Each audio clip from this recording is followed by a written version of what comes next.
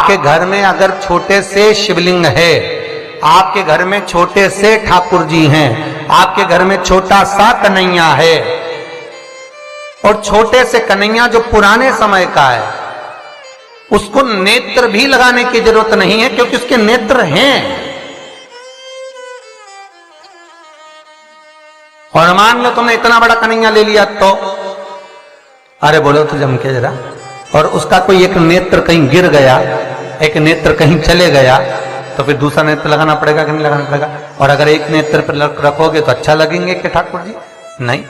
तो नेत्र होना, जितनी बड़ी मूर्ति होती है, जितना बड़ा स्वरूप होता है, जितना बड़ा शिवलिंग होता है, जितनी बड़ी मूर्ति की स्थापना होती है, उतनी उसमें सेवा की और भाव की जरूरत पड़ती है। और पार्थिव शिवलिंग हो, चाहे घर में शिवलिंग हो, घर में कोई भी मूर्ति हो, वो अंगुष्ठ की आकृति से बड़ी ना हो महाराज। बस इतना बड़ा स्वरूप शंकर का, इतना बड़ा स्वरूप कृष्ण का, इतना बड़ा स्वरूप राम का, तुम्हारे घर में जो भगवान है उसका स्वरूप इतना बड़ा, और पुराने हैं और कोई बड़ा स्वरूप है तो पूजन करो, मना नहीं है। अगर पुराना स्वरूप रखा है तो उसको कहीं देकर नहीं आना, आपने को कहीं उनको ठंडा नहीं करना, उनका विसर्जन नहीं करना, रखा है अब सेवा करो। पर कोई नई पूजन अगर बढ़ा रहे हो और कोई तुमसे करे मंदिर बनाओ, इतना बड़ा शिवलिंग का निर्माण करो, तो कहते ना महाराज जी हम तो छोटा ही भला। बच्चा जितना छोटा होता है उसको खिला दो, पिला दो, झूले में पटक दो, फिर टाइम पे पहुंचो, झूले में से उठाया, फिर दूध पिलाया, फिर पटक दिया, एक छोटा सा झुनझुना पकड़ा दिया, खेलता रहा। और वही बच्चा जब बड़ा हो गया तो कहीं इधर भगे कहीं उधर भगे, बेचारी माँ आई थी शिव पुराण सुनने के लिए और बेटे ने कार्तिक पुराण सुना दिया, तो कोई सुन पा रहा?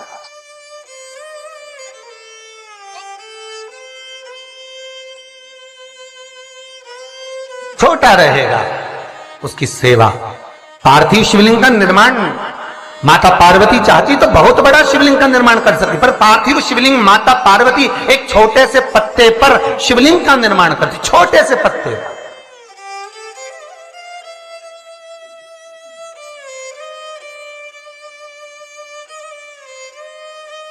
महाराज ध्यान दीजिएगा, स्कंद पुराण का एक बहुत सुंदर प्रसंग है।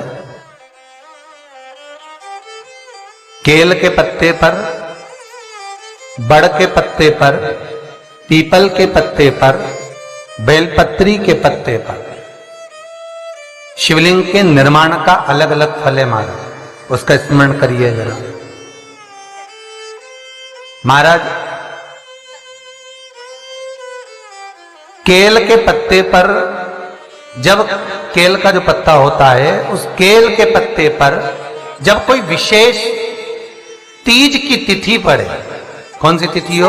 तीज हो, जैसे हरतालिका तीज हो, कोई छोटी तीज, बड़ी तीज, और यदि आप तीज के दिन केल के पत्ते पर शिवलिंग का निर्माण कर कर उसकी पूजन अर्चना करते हैं, उसका स्मरण कर कर रात होने से पहले विसर्जन करते हैं, तो नारी की अखंड सौभाग्यता रहती है। दूसरा क्रम, बड़ के पत्ते पर जो शिवलिंग का निर्माण करा जाता है वो दोपहर के समय के बाद, जो समय 4 बजे से लेकर 6 बजे तक रहता है, बड़ के पत्ते पर उस शिवलिंग का निर्माण करा जाता है, छोटे से पार्थिव शिवलिंग का। ये काय के लिए होता है? तो कहा ये रोग मुक्ति के लिए होता है। कोई व्यक्ति बहुत रोगीला है और एक रोग के साथ उसके 4 रोग घिर रहे हो, मान लो उसको शुगर भी है, बीपी भी है, ये भी है, वो भी है, और उसको वो चीज, मान लो कोई व्यक्ति है उसका ऑपरेशन होने जा रहा है, एक सहज भाषा में लीजिए, और उसका बीपी ऊंचा नीचा हो रहा है, उसकी शुगर ऊपर नीचे हो रही है, तो क्या करना है अपन को? बड़ का जो पत्ता होता है उस व्यक्ति से उस बड़ के पत्ते के ऊपर शिवलिंग का निर्माण कराकर उसकी पूजन शाम को 4 बजे से लेकर 6 बजे के बीच में कराकर उसका विसर्जन कर दीजिए। फिर ना तो उसकी शुगर ऊपर जाएगी ना नीचे जाएगी, ना बीपी ऊंचा ना नीचा, उस व्यक्ति का आप आराम से ऑपरेशन करवा सकते। 24 घंटे के लिए उसके रोग को शिव अपने हाथ में ले लेता है। बड़ का पत्ता महाराज, इसकी कोई तिथि नहीं है, इसका कोई समय नहीं, इसका कोई पल नहीं, इसकी कोई घड़ी नहीं। तीसरा, पीपल का पत्ता, पीपल का पत्ता। जो बच्चा गलत कर्म में डूब रहा हो, तुम्हें लग रहा है कि ये बालक गलत जगह जा रहा है, व्यसन में डूब रहा है, मदिरापान में, मांसाहार में, वेश्यावृत्ति में, या चिड़चिड़ प्रवृत्ति हो रही है, या इसकी मति भ्रष्ट हो रही है, गंदी जगह पर जा रहा है, तुम्हें लग रहा है ये लाइन से भटक रहा है, तो पीपल के पत्ते पर भगवान शिवलिंग का निर्माण कर कर उसकी पूजन अर्चना करी जाती है, और उसी बालक का नाम लेकर तब उसका स्मरण कर विसर्जन किया जाता है। ये सुबह 10 बजे से लेकर 12 बजे के बीच में हो। कोई भी तिथि, कोई भी दिन, कोई भी बार, कोई भी समय, कोई भी तिथि पर समय एक निश्चित है, सुबह 10 से 12। महाराज चौथा क्रम कहा है? बेलपत्री के पत्ते के मध्य भाग। आप विचार करिएगा, बेलपत्री का पत्ता कोई इतना बड़ा तो होता नहीं। बेलपत्री का पत्ता होगा ज्यादा से ज्यादा एक हथेली के बराबर होगा, और बड़ा होगा तो और ज्यादा बड़ा होगा पत्ता। तो बेलपत्री के मध्य भाग में, बेलपत्री के बीच वाले भाग में महाराज जिसका व्यापार नहीं चलता, व्यवसाय नहीं चलता, कोई काम आज की जगह कल हो रहा है, कल की जगह परसों हो रहा है, और काम जरूरी में होना चाहिए, या व्यापार कुछ दिन चल के बंद हो गया, कोई नया लाइन पकड़ रहे हो, नया व्यापार करने जा रहे हो, नया कोई काम करने जा रहे हो, तो बेलपत्री के मध्य भाग पर शिवलिंग का निर्माण करा जाता है। आप विचार करिएगा, जब बेलपत्री का मध्य भाग कितना बड़ा होगा, और उस पर शिवलिंग बनाना, तो एक छोटा सा शिवलिंग का निर्माण। मध्य भाग में शिवलिंग का निर्माण महाराज ये केवल शिवरात्रि के दिन होता है। 12 महीने की जो भी शिवरात्रि हो, किसी भी शिवरात्रि पर आप उस बेलपत्री के मध्य भाग पर शिवलिंग का निर्माण कर कर अपना पैसा अगर डूब भी गया है, उसको पाने के लिए, अपने धन को वापस लाने के लिए आप इस शिवलिंग का निर्माण कर कर आप इसका विसर्जन कर सकते हैं। अब इसकी समय सीमा कुछ भी नहीं, बस सूर्य अस्त होने से पहले इसका निर्माण हो और इसका पूजन होकर स्कंद पुराण और लिंग पुराण के अंतर्गत इसका भाव है। जी बाबा जो नाथ द्वारा में विराजते हैं, कहां रहते थे? अरे बोलो जम के, गोवर्धन, जतिपुरा। और जब उपद्रवियों ने उपद्रव मचाया, श्री जी बाबा को घास की गाड़ी में छुपाया, लेकर रातों रात ब्रजवासी चले। कहां जाएं, मार्ग भटक गए, वापिस आ गए उसी जतिपुरा में। तब भगवान को लगा, श्रीनाथ जी को लगा, ठाकुर को लगा, अगर मेरे ही स्वरूप को ये तोड़ देंगे तो भक्ति स्फुटित कैसे होगी, भक्ति का प्रचार कैसे होगा? तो श्री जी बाबा ने महादेव को याद करा। शंकर भगवान एक ब्रजवासी का रूप लेकर आ गए, जिनका नाम था बूढ़ा महादेव।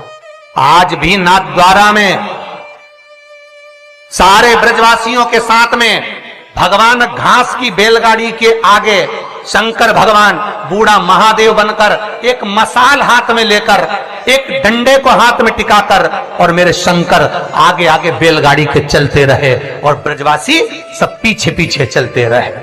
सारे ब्रजवासी जो साथ में जाने वाले वो पीछे पीछे सब दूर घूम लिए।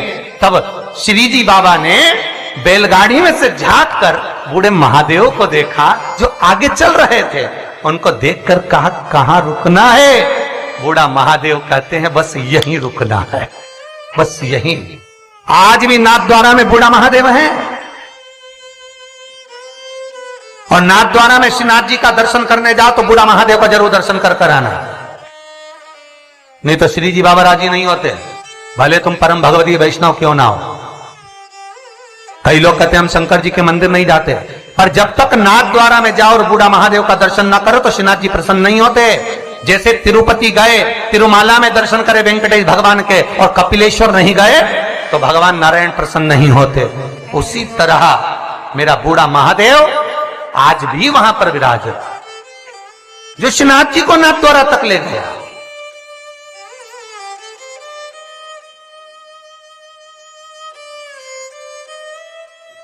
अब कई वैष्णव कहते हैं हम श्रीनाथ जी वाले, हम ठाकुर जी को, हम शंकर जी के, तो शंकर जी तो लेके नाथ द्वारा गए।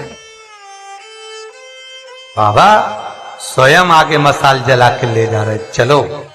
और अंदर से ठाकुर जी पूछ रहे कहां रुकूं, तो बस यहीं, जहां बोले वहीं रुकना, क्यों चिंता करना। जब मेरे ठाकुर जी को पूतना दूध पिलाई, भगवान ने बहुत प्रेम से पिया, और जब भगवान को विष देने लगी तो ठाकुर जी को जैसे ही मुख में दूध की जगह विष दिया, ठाकुर जी ने नेत्र बंद कर लिए। कई कथाकारों ने कहा भगवान नेत्र इसलिए बंद कर रहे हैं कि उसको पूतना को पहचान रहा है। तो सब भगवान को पहचानने की क्या जरूरत थी? भगवान जानते थे ये रत्नमाला है, राजा बलि के दरवाजे पे मिली थी, पर भगवान ने नेत्र क्यों बंद करा था? शिव महापुराण की कथा कहती है भगवान नेत्र बंद कर कर पूतना के स्तनों का दूध मुख में रहकर भगवान नेत्र इसलिए बंद करे थे कि शंकर जी को याद कर रहे थे कि हमने तो हमेशा अमृत पिया है, विष तुम्ही ने पिया है, ये मुझे विष पिलाने आई, जल्दी से आओ और मेरे कंठ पर बैठ जाओ। और शंकर भगवान आकर कृष्ण भगवान के कंठ पर बैठ गए और सारा विष शिव पी गए।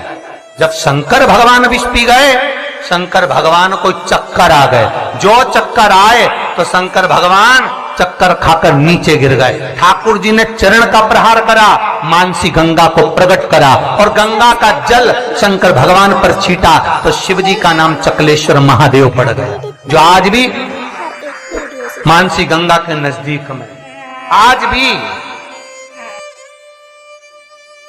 गोवर्धन नाथ जी की परिक्रमा करे, ब्रज 84 कोस की परिक्रमा करे तो चकलेश्वर जाना जरूरी है। जो चकलेश्वर महादेव नहीं जाता उसे ब्रज 84 कोस की यात्रा नहीं लगती, उसे गिरिराज बाबा की परिक्रमा नहीं लगती। कई लोग कहते हैं हम तो गोवर्धन नाथ जी जाते हैं, हम तो गिरिराज जी की परिक्रमा करने जाते हैं। हाँ, हम तो गए थे गुरुजी पर हमारा ये काम। क्यों तुम चकलेश्वर नहीं गए होगे? चकलेश्वर जाते, परिक्रमा मार्ग में पड़ता है चकलेश्वर, मानसी गंगा का। एक बार चकलेश्वर का दर्शन करते और फिर गोवर्धन नाथ जी से कहते तो बाबा सुनते, क्योंकि उनकी जल्दी सुनी।